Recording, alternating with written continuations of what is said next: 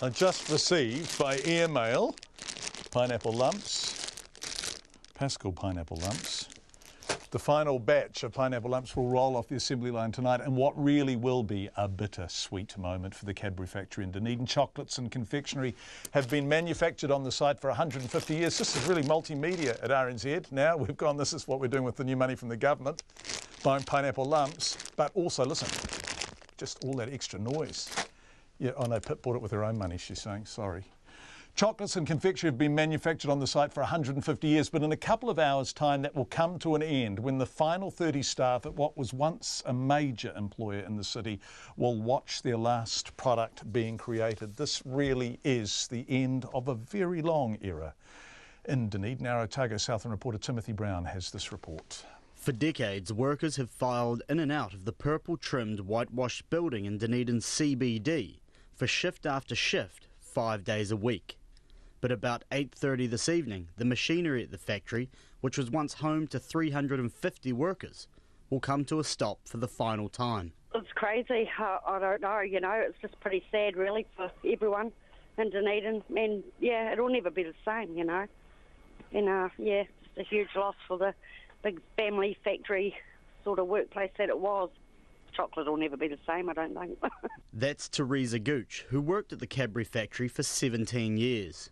She's not alone in her years of service. Some staff have been employed for decades. Some families have been there for generations. And Teresa Gooch isn't sure what she'll do next. It's a big change coming, Yeah, I do like familiar things. I don't really do change, but I think I'm ready. Have you got something to move into? Not really, not at this stage. Teresa's future might be up in the air, but site manager Judith Meir says while the closure is sad, there is a silver lining for many of the workers who have left the factory already. We've actively gone out this week to see what has happened with the people who've left the business. We've managed to contact well over 90% of the people who have left, and we're delighted really that over 90% of people have either secured employment, have retired or are taking time out.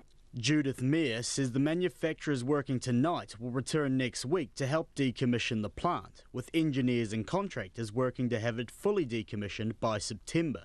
The factory's owner, Mondelez International, is moving the chocolate production to its sites in Australia.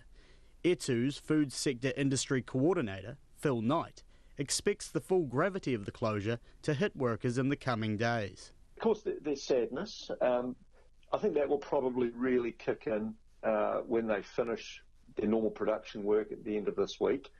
There'll be most of them remaining there on site through until the end of next week, helping out with the clean-up and some of the decommissioning. And it's when you're not doing your routine work, that's when things like this tends to really hit home. And I think that's when the real sadness will come in. Phil Knight visited the site this week and says the atmosphere was vastly different to that of years gone by. It was an interesting thing to walk through there yesterday to go through the various levels of the factory where there used to be just a hive of activity. There'd be dozens of people working on a floor, which is just now, it just cleared from one end to the other. It's all very clean, but it's ghostly, it's eerie. The irony of the original home of chocolate in New Zealand ceasing production shortly before Easter hasn't been lost on locals. For the workers, indeed for the city of Dunedin, this time of year may never be as sweet again. In Dunedin, for Checkpoint, Timothy Brown.